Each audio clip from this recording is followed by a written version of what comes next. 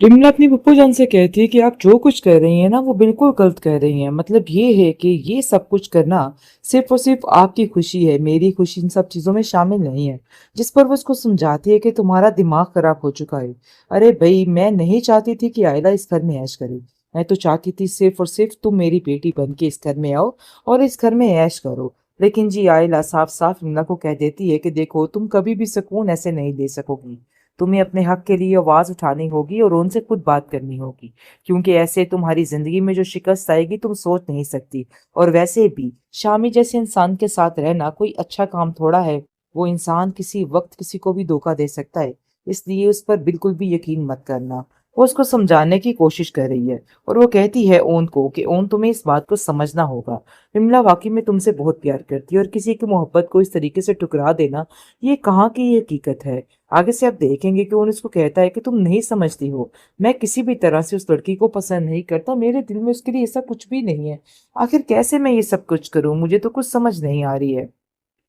आयला बहुत ज्यादा परेशान हो चुकी है और कहती है कि शामी पर मुझे भरोसा नहीं है और इमला की जिंदगी को भी इस तरीके से तबाह करेगा। जिस पर शामी उसको कहता है कि तुम्हें परेशान होने की जरूरत नहीं है। देखो, तुम इस काबिल थी, तुम्हारे साथ जो कुछ हुआ। मुझे तो हैरत हो रही है तुम्हारी सोच पे कि तुमने मेरे ऊपर इतना बड़ा घटिया इल्जाम लगाकर आखिर क्या साबित करना चाहा। लेकिन ये सारा मामला देख लेती है इसकी माँ और कहती है कि खबरदार, तुमने आइंदा से शामी से बात करने की कोशिश भी की, क्योंकि मैं बिल्कुल भी ये चीज पसंद नहीं करती कि तुम उससे कुछ भी बात करो। हम लोग उन लोगों से बहुत दूर जाना चाहते हैं। बस यही मैं चीज बीजान को समझाने की कोशिश कर रही हूँ, लेकिन शायद उनको मेरी बात की समझ नहीं आ रही है। इस पर आयला कहती है कि नहीं, हम बुज़दिल नहीं हैं जो यहाँ से भाग जाएंगे और चले जाएंगे।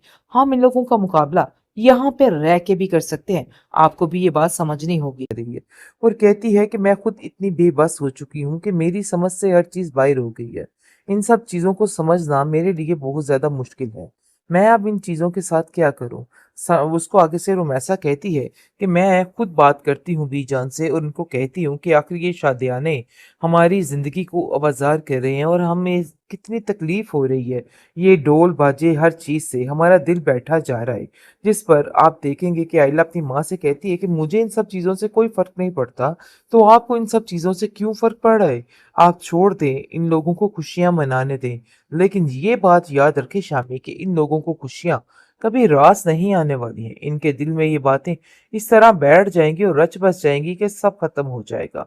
बहुत ज़्यादा परेशान हो चुकी है आइला, अंदर से तो बिल्कुल टूट चुकी है, लेकिन ऊपर से कुछ नहीं दिखा रही। आरफ़ा उसको कहती है कि अब तो खुश हो ना। देखो शामी की जिंदगी में खुशियां किस तरीके से लौट आई हैं।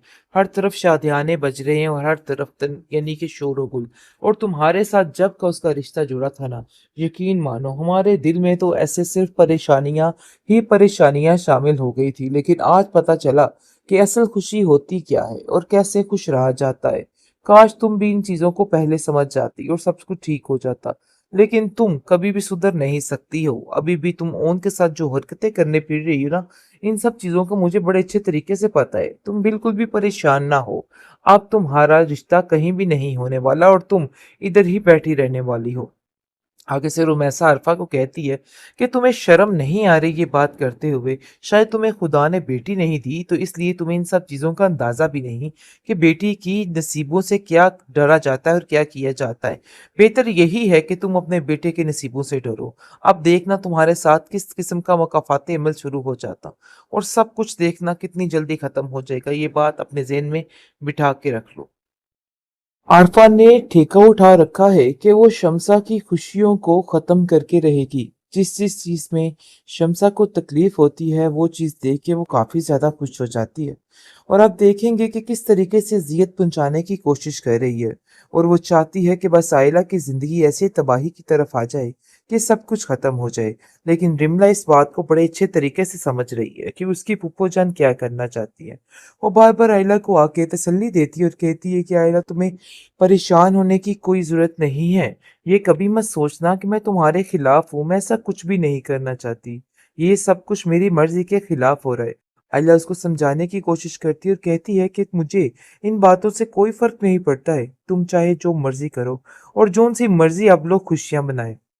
लेकिन बहुत जल्द आयला बात कर देगी ओन से और कहेगी कि रिमला तुमसे प्यार करती है और इस चीज को समझने की जरूरत है, और तुम अपने ज़हन में ये बात बिठा के रख लो कि तुम्हें उससे शादी करनी ही चाहिए। वो लड़की इतनी खराब नहीं है जितना तुम समझ रहे हो। जिसको सुनकर रोहन उसको कहता है कि तुम्हारा दिमाग खराब हो चुका है। आखिर ऐसे ही मैं किसी से शादी कैसे कर सकता हूँ? जिधर मेरा दिल राजी नहीं है, मैं उधर शादी नहीं कर सकता। ये बात तो बिल्कुल तय है। आप देखेंगे कि दूसरी तरफ दोबारा से मुलाकात होती है शामी की और आयला की। वो उसको समझाने की कोशिश करता है और कहता है कि खुदा का वास्ता है, मुझे कसूरवार मत ठहराओ। मैं अकेला इन सब चीजों में शामिल नहीं था, बल्कि हमारी माँ को सब पता था, लेकिन वो उनका दिल ही नहीं था कि तुम मेरी शादी तुम्हारे साथ रहे। लेकिन जी आप देखेंगे कि रुमैसा कहती है कि मैं तुम्हारा शामी से यूं बातचीत करना बिल्कुल भी पसंद नहीं करती। ये बात तुम अपने ज़हन में अच्छे तरीके से बिठा लो। इन सब चीज़ों पे साइड पे हो जाओ तो ही बेहतर है।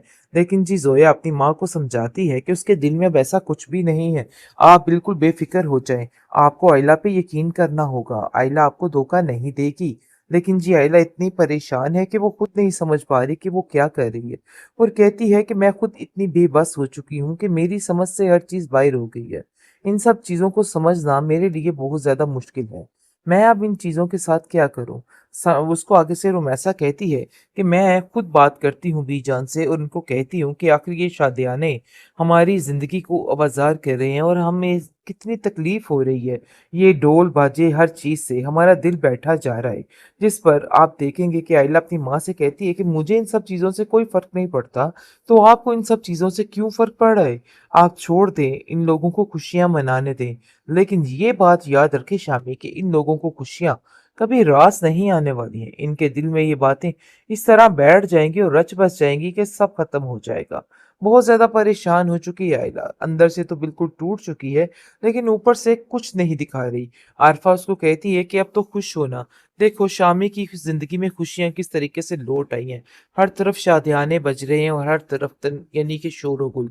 और तुम्हारे साथ जब का उसका रिश्ता जुड़ा था ना, यकीन मानो हमारे दिल में तो ऐसे सिर्फ़ परेशानियाँ ही परेशानियाँ शामिल हो गई थी, लेकिन आज पता चला कि असल खुशी होती क्या है और कैसे खुश रहा जाता है। काश तुम भी इन चीज़ों को पहले समझ जाती और सब कुछ ठीक हो जाता। लेकिन तुम कभी भी सुधर नहीं सकती हो। अभी भी तुम ओन के साथ जो हरकतें करने फिर रही हो ना, इन सब चीज़ों का मुझे बड़े अच्छे तरीके से पता है। तुम बिल्कुल भी परेशान ना हो।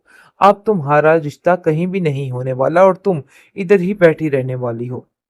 आगे से रुमैसा अरफा को कहती है कि तुम्हें शर्म नहीं आ रही ये बात करते हुए? शायद तुम्हें खुदा ने बेटी नहीं दी, तो इसलिए तुम्हें इन सब चीज़ों का अंदाज़ा भी नहीं कि बेटी की नसीबों से क्या डरा जाता है और क्या किया जाता है। बेहतर यही है कि तुम अपने बेटे के नसीबों से डरो। अब देखना तुम्हारे साथ किस किस्म का मुकाफ़ाती अमल शुरू हो जाता, और सब कुछ देखना कितनी जल्दी ख़त्म हो जाएगा। ये बात अपने ज़हन में बिठा के रख लो।